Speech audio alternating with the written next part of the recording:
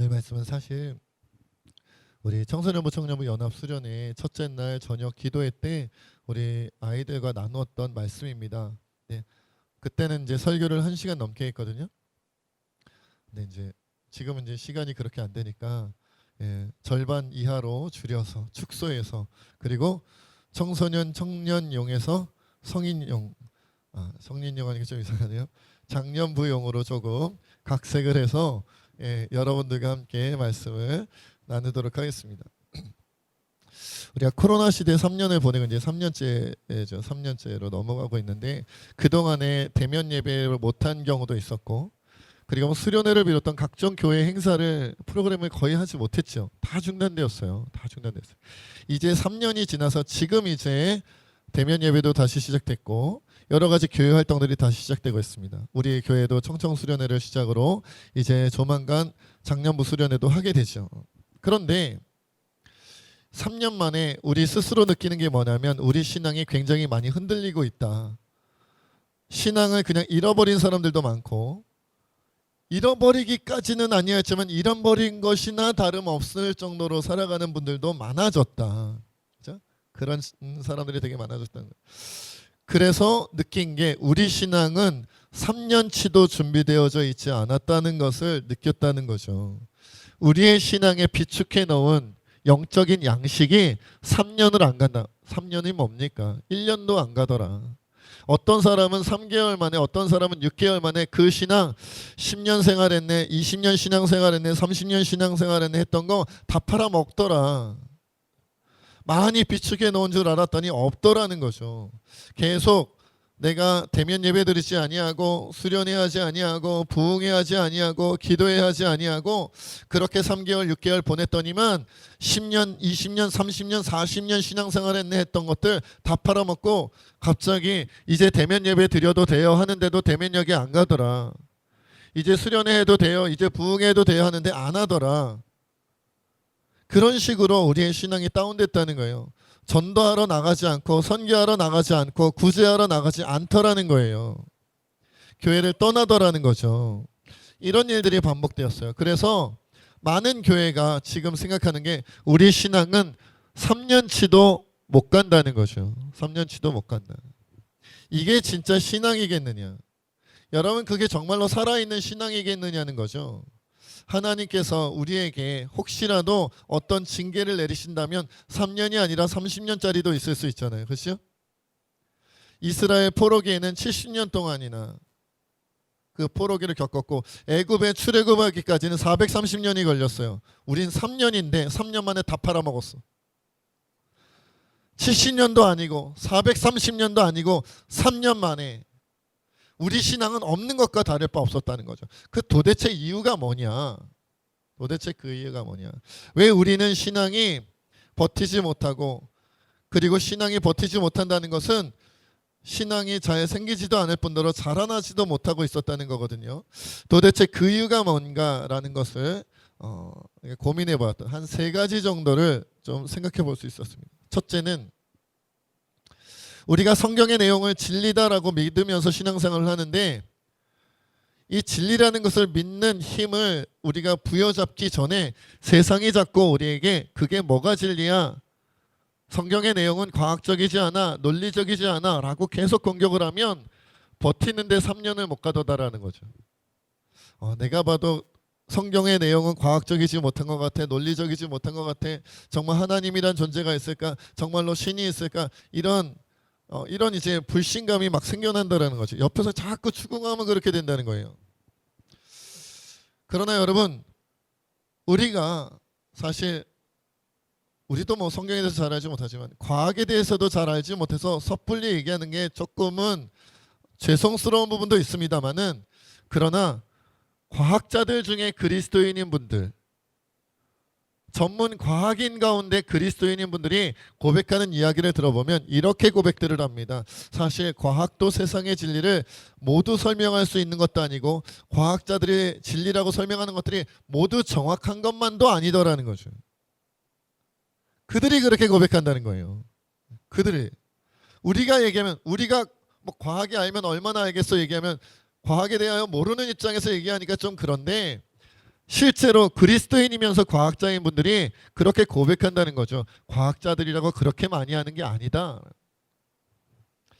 사실 여러분, 우리가 생각하기에 성경이 과학보다 빈틈이 많은 것처럼 느껴지기도 하는데, 과학하면 굉장히 정확하다, 많이 한다, 이런 개념을 우리가 갖고 있냐, 모르는 게 없다, 이렇게 생각하기 쉬운데, 사실 과학에도 생각보다 많은 빈틈이 있고, 그리고 이 과학의 빈틈이 있는 것이 과학 자체의 문제라기보다는 뭐가 문제예요?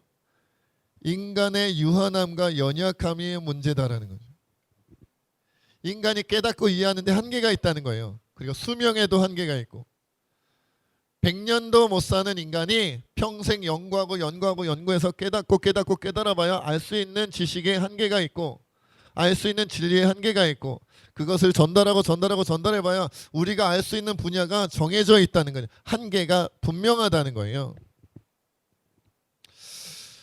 그러니까 어떤 면에서 보면 우리가 성경을 통해, 성경이라는 것을 바라보면서, 성경 말씀을 바라보면서 성경에도 빈틈이 있는 거 아니야?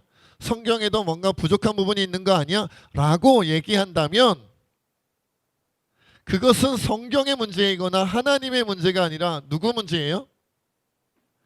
그것마저도 인간의 유한함이 문제였다는 거예요.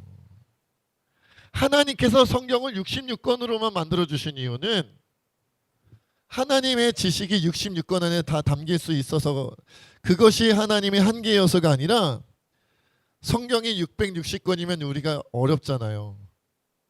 창세기가 10권이야. 헐. 첫째 날 하고 한 권 나와. 둘째 날 창조하는데 한 권 나와. 그렇겠어요, 안 그렇겠어요? 여러분, 창조의 내용이 얼마나 많고 그 창조 속에 담겨져 있는 하나님의 깊은 뜻이 얼마나 대단하겠어요. 그러니까 첫째 날 창조, 빛이 있으라 했더니, 그렇죠? 밝아지는, 온 세상에 밝아지는 그 역사를 하나님께서 자세히 소개하면 성경 한 권 나올 거라는 거죠. 근데 그렇게 써놓으면 문제가 뭐예요? 우리가 이해하지 못하고 우리가 깨닫지 못하는 거예요. 그러니까 성경의 빈틈은 하나님께 빈틈이 있거나 성경 자체의 빈틈이 아니라 인간의 연약함과 인간의 유한함, 우리의 연약함 속에 깨닫게 하시고 이해하시기 위해서 어쩔 수 없이 빈틈이 생기게끔 적을 수밖에 없었다라는 거죠. 그걸 우리가 깨달아야 돼요. 그리고 또 이제 과학적으로 우리가 신존재 증명, 이제 기독교에서 그런 신학자들이 한 것들이 있거든요. 그것을 잠시 소개하면 그런 내용들도 있어요. 정말 신은 존재하는가? 신이 존재하는 건 논리적으로 증명할 수가 있는가? 이거 가지고 신학자들이 막 머리를 맞대고 증명해내는 것들이 있거든요. 몇 가지 유명한 것들이 있는데요. 우주론적인 논증이라는 것이 있습니다. 이건 뭐냐면 모든 결과에는 원인이 있다라는 거예요. 모든 결과에는 원인이 있다. 그래서 우주 안에 존재하는 모든 것들은 결과물이다는 거예요. 결과물들은 반드시 원인을 필요로 한다는 거예요. 아니 땐 굴뚝에 연기 나랴. 연기가 나면 누가 뗐다는 거예요. 누가 뗐으니까 연기가 난다는 거죠. 그러니까 우주론적인 논증은 딱 이 말이에요. 아니 땐 굴뚝에 연기 안 난다. 연기가 났다면 누가 불을 피웠다는 거다. 그 말이에요. 우주의 어떤 결과물들이 온 우주를 형성하고 있다면 그 온 우주에 있는 결과물들은 어떤 원인에 의해서 그 결과물을 내게 되었다라는 거예요. 그렇다면 여러분, 결과물들의 원인을 거슬러 본다는 거죠. 그래서 여러분들은 왜 태어났어요? 왜 태어나셨어요? 제가 너무 우리 청소년부 청년부 계속하다 보니까 약간 말이 거칠게 나가네요. 왜 태어나셨어요? 왜 태어나시긴요? 여러분의 아버지 어머니 때문에 태어나셨죠. 여러분의 아버지 어머니가 여러분이라는 결과물의 원인이 되었다는 거예요. 여러분의 아버지 어머니는요. 여러분의 아버지 어머니는 여러분의 아버지의 어머니의 아버지의 어머니 때문에 원인이 되어서 결과물이 되신 거죠. 여러분의 아버지의 어머니는 여러분의 아버지의 어머니 맞나요? 몇 번 했죠 제가? 아무튼 그렇게 거슬러 올라간다는 거예요. 거슬러 올라가다 보면 이제 창조론은 하나님께서 창조하셨지만 진화론으로 가면 뭐 우리가 어디서 왔다 그래요? 유인원에서 왔다 그러잖아요. 원숭이와 같은 족속이다 그러죠. 좋다고요. 그렇게 따지자. 그러면 원숭이 뭐 이렇게 또 거슬러 올라가다 보면 그렇죠? 무슨 뭐 단세포 동물도 나오고 막 이렇게 올라가잖아요. 그냥 생명체가 있기 전도 있었어요. 생명체가 있기 전. 그런데 그것까지도 거슬러 올라가서 모든 과학자들이 오늘날 정설로 받아들이는 가장 유력한 이론으로 받아들이는 모든 것의 시작점이 뭐죠? 빅뱅이죠. 가수 이름이 아닙니다. 예, 그룹 이름이 아니에요.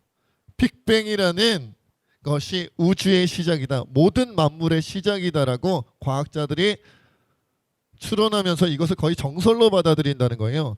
그런데 이 빅뱅 이론은 어떻게 나온 것이냐면 지금으로부터 약 137억 9,900만 년 전에 대폭발이 있어서 그것이 온 우주로 팽창했다는 이론이거든요. 137억 9,900만 년 전이래요. 플러스 마이너스 210만 년 정도의 오차가 있대요.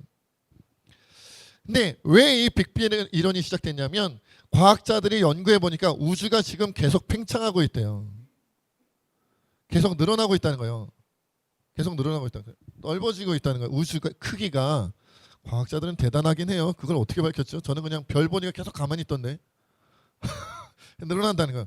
그러니까 과학자들이 이걸 역으로 생각한 거예요. 지금 늘어나고 있다면 5년 전에는 지금보다는 줄어 있었겠지. 10년 전에는 지금보다 작았겠지. 팽창하기 전으로 거슬러 올라간 거예요. 그렇게 해서 지금 팽창하는 속도와 지금 팽창한 크기를 역으로 계산을 했더니 137억 년이 나온 거예요. 그럼 137억 년 전에 뭐가 있었냐면 한 점이 있었다. 한 점이 있었다.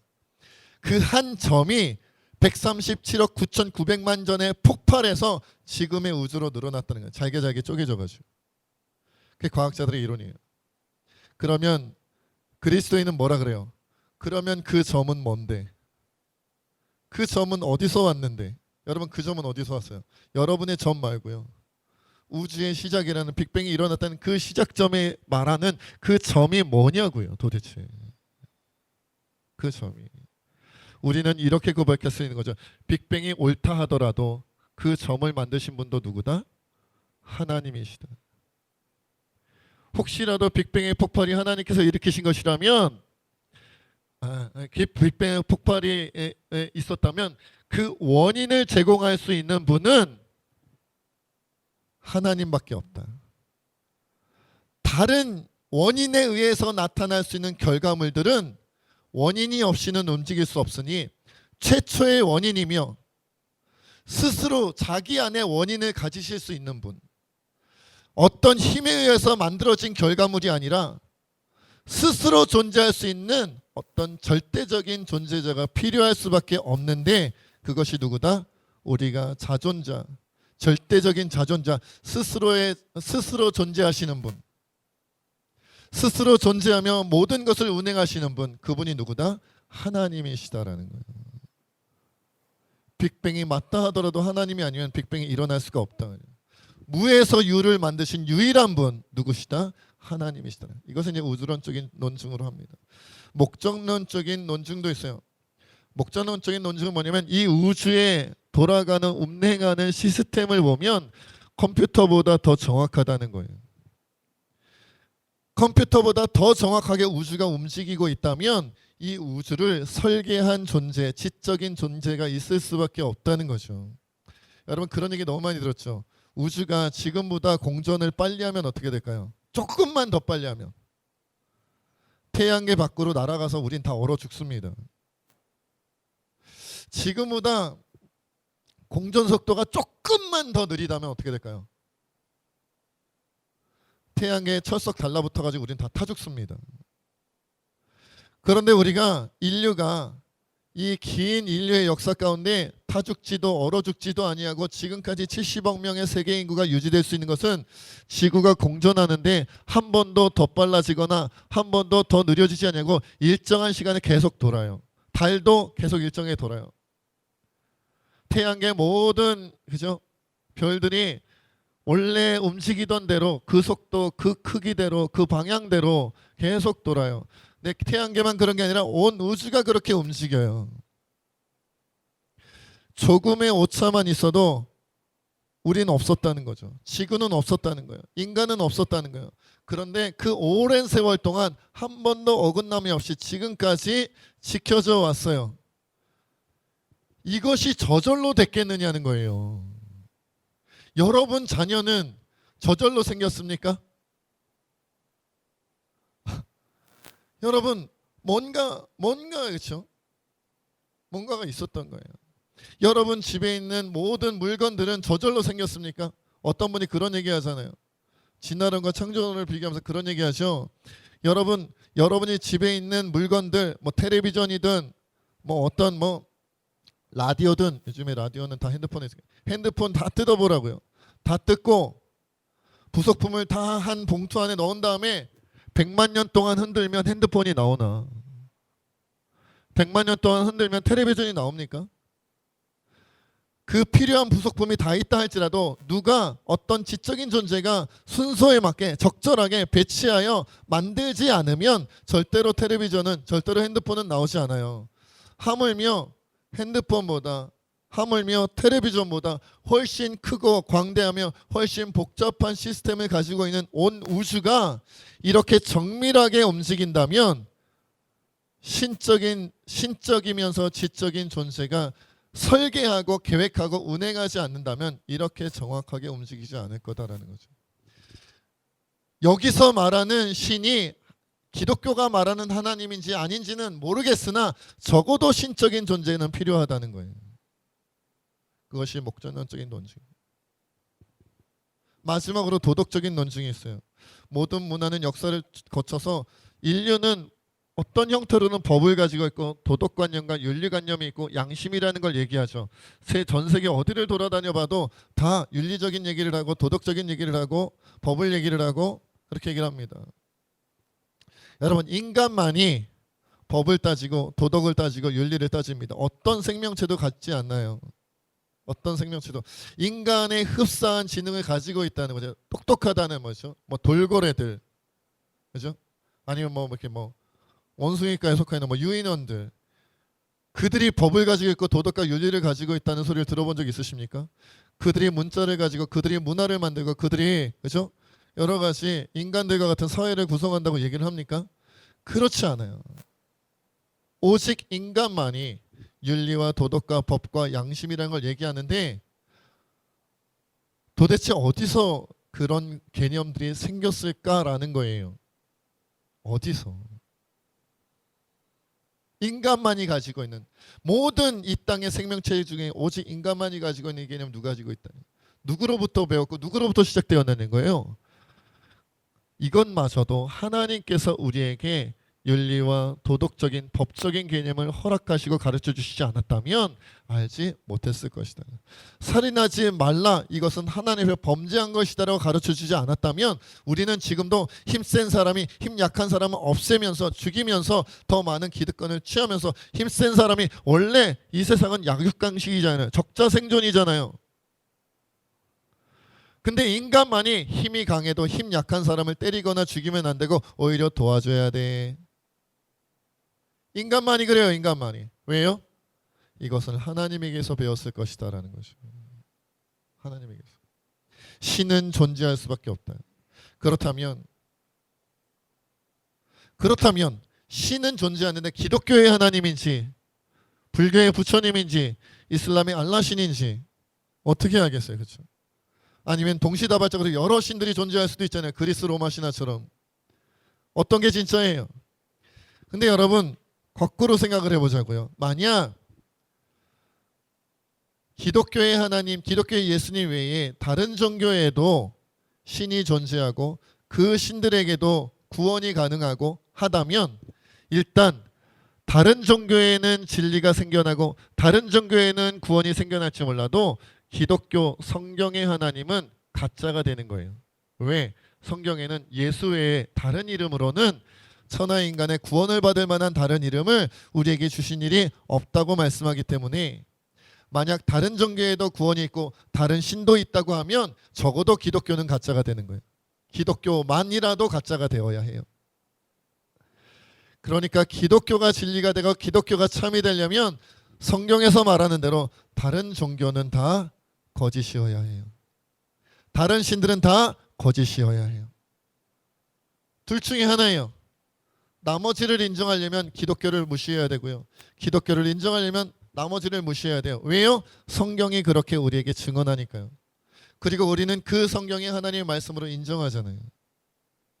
다른 종교를 받아들이든지 아니면 하나님을 받아들이든지 우리는 선택해야 된다. 그리고 그런데 혹시라도 기독교의 하나님이 가짜면 어떻게 해요? 선택했는데. 여러분, 근데 기독교의 하나님 우리에게 손해를 주지 않아요. 왜요? 기독교의 하나님처럼 우리에게 은혜를 주고 감동을 주고 감격시키는 신이 세상에 없어요. 여러분, 기독교인으로 바르게 자라나면 그럴 리는 없지만 혹시 가짜라면, 혹시 기독교가 거짓이라면 그래도 가장 사람이 사람답게 살게 만드는 종교가 기독교입니다. 왜요? 이 세상의 그 어떤 종교에도 신이 낮고 낮은 천하디 천한 죄인 중에 괴수와 같은 인간들을 살려내고 사랑하기 위하여 자기 아들, 그도 하나님이신데 자기 아들의 생명을 십자가에 내어주고 피 흘려 죽기까지 살려주도록 사랑하고 품어주고 아껴주고, 그런 종교, 그런 신은 세상에 어디에도 없어요. 세상에 어디에도 없어요. 기독교에서만이 우리가 제대로 신앙생활을 안 하고 제대로 안 믿어서 그렇지, 우리 잘못이라니까요. 우리 잘못 때문에 예수님이 오해받고 우리 잘못 때문에 하나님이 욕먹는 것이, 우리가 제대로 신앙생활만 한다면, 성경의 가르침대로, 말씀의 가르침대로 우리가 하나님 뜻대로 제대로 하기만 한다면 기독교에는 세상에 칭송을 받을 수 없어요. 사도행전에 보면 모든 믿는 자들이 세상 사람들의 존경을 받고 칭찬을 받고 찬양을 받았어요. 그럴 수밖에 없어요. 제대로 믿으면. 제대로 안 믿어서 문제지. 혹시 가짜더라도 우린 정말 착하게 살 수 있어요. 정말 평화롭게 살 수 있어요. 평안하게 살 수 있어요. 왜요? 성경이 기록된 내용이 그렇게 이끌어 가니까요. 그러나 여러분, 걱정하지 마십시오. 기독교만이 참 진리라는 것을 우리는 하나님의 은혜로 깨닫게 되었으니. 혹시 우연찮게 불교를 갈 수도 있었고 이슬람교를 갈 수도 있었고 유교를 갈 수도 있었는데 어쩌다 보니 교회에 발담한 내가 지금까지도 기독교인이 되었다면 참 잘하였습니다. 진리를 바로 찾아오셨고 가장 은혜와 사랑이 넘치는 것으로 잘 인도되어졌다라는 거예요. 근데 이제 여기까지 얘기해도, 여기까지만으로도 우리가 코로나 시대에 흔들렸던 이유를 설명할 수가 없어요. 왜냐하면 좋아, 신이 있다고 칩시다. 기독교가 가장 은혜가 되고 사랑이 넘치는 종교인 것을 인정한다고 칩시다. 그러나 마지막 우리를 넘어뜨리는 게 있어요. 그건 뭐예요? 내가 신앙생활을 10년 했고 20년 했고 30년 했는데도 여전히 고통이 오고 여전히 아픔이 오고 여전히 상처가 오고 여전히 때로는 실패하고 때로는 내가 실수하고 낭망하고 절망하고 이런 일, 소위 말하면 기독교인으로 사는데도 행복할 때보다 행복하지 않는 것 같이 느껴질 때가 더 많으니 이게 뭡니까? 교회를 떠나는 사람들이 있다면 그 떠나는 사람들을 물어보세요. 당신은 왜 떠나요? 아, 교회 생활이 너무 행복해서 떠나요 라고 말하는 사람 한 명도 없어요. 신앙생활이 너무 즐거워서 이제는 떠나려고 합니다. 너무 즐겁잖아요. 너무 기쁘잖아요. 너무 감격적이잖아요. 너무 감동이 넘쳐서 버거워요. 그리고 교회 떠나는 사람 한 명도 없어요. 왜 떠납니까? 물어보면 신앙생활에도 행복하지 않아요. 신앙생활에도 고통스러워요. 신앙생활에도 기쁨이 없어요. 신앙생활에도 감사하지 않아요. 신앙생활에 감동이 없어요. 감격하지 않아요. 피곤해요. 지쳐요. 어려워요. 고난이 와요. 이런단 말이죠. 그러니까 그 긴 코로나 3년 동안에 밖에 나가지도 못하고 사업도 잘 안 되고 장사도 잘 안 되고 회사도 잘 안 되고 사람들도 못 만나고 취미활동도 못하고 여가생활도 못하고 그냥 갇혀가지고, 그러니 사람들이 다 무너지는 거 아니겠어요? 다 무너지는 거 아니겠어요? 그러나 여러분, 우리가 기억해야 할 것은 성경이 우리에게 말하는 것은 이런 거예요. 혹시 너희가 신앙생활을 오래 했는데도 가난하다면, 너희가 신앙생활을 오래 했는데도 세상의 성공을 이루지 못했다면, 너희가 신앙생활을 오래 했는데도 몸이 건강하지 않다면, 너희가 신앙생활을 오래 했는데도 가족이 여전히 화목하지 않다면, 너희가 신앙생활을 오래 했는데도 여전히 사람들에게 실망하고 자기 자신에게 실망할 일들이 생긴다면 그것 때문에 무너지지 마라. 아직 하나님의 계획하심이 다 펼쳐지지 않았다는 거예요. 영화를 보려면 어디까지 봐야 돼요? 끝까지 봐야 돼요. 드라마를 보려면 어디까지 봐야 돼요? 끝까지 봐야 돼요. 소설을 읽으려면 어디까지 읽어야 돼요? 끝까지 읽어야 돼요. 모든 결과는 마지막에 나옵니다. 해답은 마지막에 나옵니다. 여러분, 재미있는 연애 드라마를 본다고 칩시다. 제가 좋아하는 연애 드라마예요. 제가 좋아하는 연애 영화예요. 여러분, 남자가 있고 여자가 있어요. 웬만하면 스토리가 다 그렇습니다. 남자와 여자가 서로 사랑했네. 그런데 분명히 중간에 한번 헤어집니다. 둘이 마음이 안 맞아서 헤어지든 주변의 환경이 어려워서 헤어지든 반드시 헤어집니다. 그리고 언제 다시 만납니까? 마지막에. 반드시. 너무 일찍 만나면 그 드라마 망합니다. 너무 일찍 해피엔딩이 오면 그 영화는 흥행에 성공하지 못해요. 마지막에 만납니다. 마지막에. 그래서 그 영화를 다 보고 드라마를 다 보고 나면 그 과정 때문에 힘들어하지 않고 결과 때문에 행복합니다. 여러분, 재미있는 해피엔딩으로 끝나는 연애 드라마나 연애 소설이나 연애 영화를 봤어요. 해피엔딩으로 끝났어요. 그런데 그 과정이 너무 힘들었어요. 그래서 괴로워하는 사람 보셨습니까?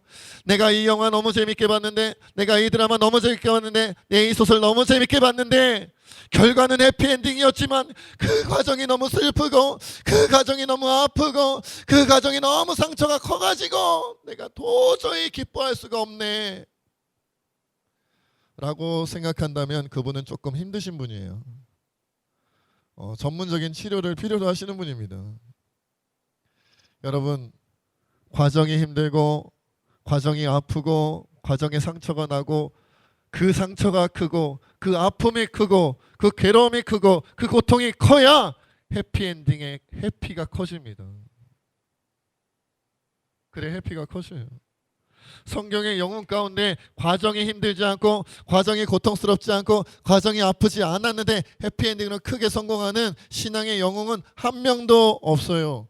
여러분, 다윗이 골리앗 쓰러졌을 때 얼마나 좋아했어요. 내가 골리앗을 쓰러뜨렸다. 너는 칼과 창과 단창으로 내게 나아오거니와 나는 만군의 여호와 이름으로 너에게 가노라. 아싸. 그리고 돌멩이 집어던졌는데 맞고 막 쓰러지고 죽고 막. 그리고 다윗 인생 끝났죠? 다윗은 일찍 죽었더라. 아니에요. 골리앗을 쓰러뜨리고 블레셋을 무너뜨린 다음부터 사울 왕이 자기를 죽이려고 하는데, 그때부터 고난의 시작이에요. 블레셋으로 망명까지예요. 블레셋으로 망명했는데 그 사람들이 자기를 안 믿어주니까 왕 앞에서 미친 척도 해요. 우리 요새 수요기도에 거기까지 갔거든요. 침을 흘리면서, 수염에다가 침을 흘리면서 미친 척을 해요. 왕이 보고 말하면 진짜 미쳤네. 이런 미친 자를 왜 내 앞에 데려왔노?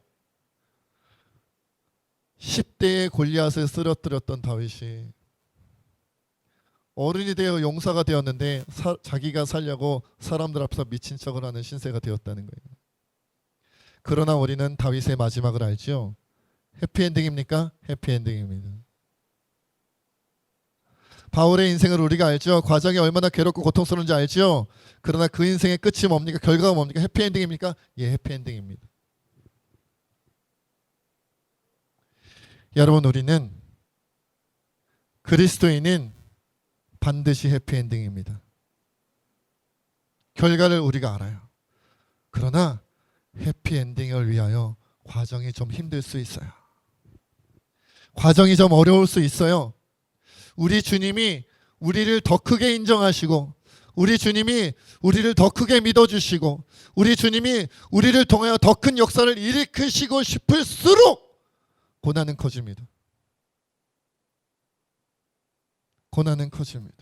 아픔이 커집니다. 상처가 커집니다. 하나님께서 얘한테 맡겨놨다가는 하나님 나라 일을 그르치지 하면 고난도 못 주세요. 얘한테 맡겼다가는 내 뜻을 이루지 못하고 어떻게 할지 몰라, 던져버릴지도 몰라. 그런 사람한테는 상처도 못 줍니다. 위기도 못 줍니다. 장애물도 못 줍니다.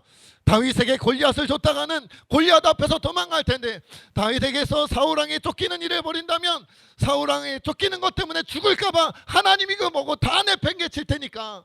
바울에게 고난을 줬는데, 이방인의 선교사로 살아가면서 고난을 줬는데, 그런데 이 바울이 감당치 못하고 도망갈 사람이라면 이방인의 선교가 뭐고 다메섹 도상에서 예수님을 만나든 말든 난 모르겠고 내가 살아야 하니 난 도망가야겠어, 그런 바울이라면 하나님께서 이러실 거예요. 천사들아, 얘는 건들지 마. 얘는 이거 못해. 이거 맡겼다가는, 이런 고통을 줬다가는, 이런 상처를 줬다가는 아예 나를 떠날래야. 얘는 그냥 적당히 살게 내버려둬. 뭐 하면서 사는지도 모르다가 겨우겨우 연명하듯이 교회 다니다가 천국에라도 오면 다행이고 아니면 할 수 없고. 그러나 하나님께서 보시기에 다윗에게는 골리앗을 보내도 된다. 다윗에게는 사울을 보내도 된다. 바울에게는 상처를 줘도 된다. 바울에게는 고통을 줘도 된다. 왜냐하면 그는 견디고 이겨낼 자다. 어쩌면 여러분 인생에 막닥들인, 내가 그리스도인임에도 하나님을 믿는 사람임에도 불구하고 예기치 않은, 생각지 못한 아픔과 상처와 고통이 큰 인생을 사셨다면요, 어쩌면 역으로 하나님께서 여러분을 인정한 것일지도 몰라요.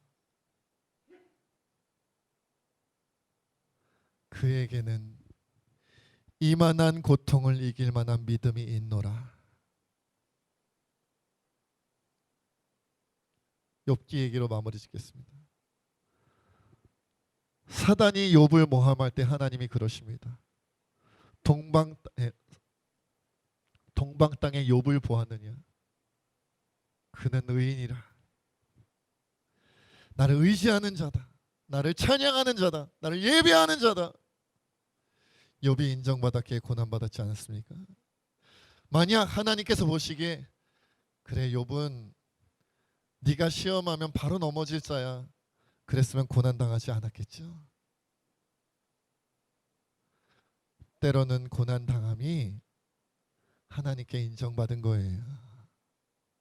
때로는 고통당함이 하나님께서 쓰시겠다는 증거예요. 징표예요. 그러니까 여러분 인생에 고통이 올 수 있죠. 고난이 올 수 있죠. 아픔이 올 수 있죠. 내가 열심히 믿는데도, 순종하는데도, 신앙생활에도 왜 이런 일이 생기지? 믿음이 바로 세워진 자는요, 기대합니다. 하나님이 나를 쓰시려나? 하나님이 나를 통해 뭔가를 이루시려나? 하나님이 나를 통해 하나님의 뜻을 펼치시려나? 주여 말씀만 하옵소서. 주의 종이 듣겠나이다. 우리 시간은 까놓고 그렇게 기도하며 나가기 원합니다.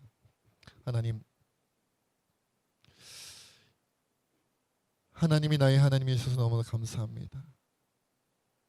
이 세상에 수많은 신들의 이야기가 있는데 내가 곁길로 가지 아니고 다른 길로 가지 아니하고 진리 대신 예수 그리스도를 구주로 모실 수 있게 하였으니 너무나도 감사합니다. 주님, 내가 하나님의 뜻을 다 이해하지 못하여 때로는 고통과 고난이 올 때 아파하고 괴로워하고 신음하며 아버지 낭망하였지만 이제 말씀을 통해 내 믿음이 굳건하여져서 다시 일어나려 합니다. 고통이 올 때 생각해 하옵소서. 고난이 올 때 생각해 하옵소서. 주님이 나를 쓰시려나 보다. 주님이 나를 강건하게 만드시려나 보다. 주님이 나를 연단하시려나 보다. 이렇게 믿음으로 고백하며 승리케 하옵소서. 우리 함께 기도하겠습니다. 아버지 안에 우리가 주님의 편을 기도하며 나기를 원합니다.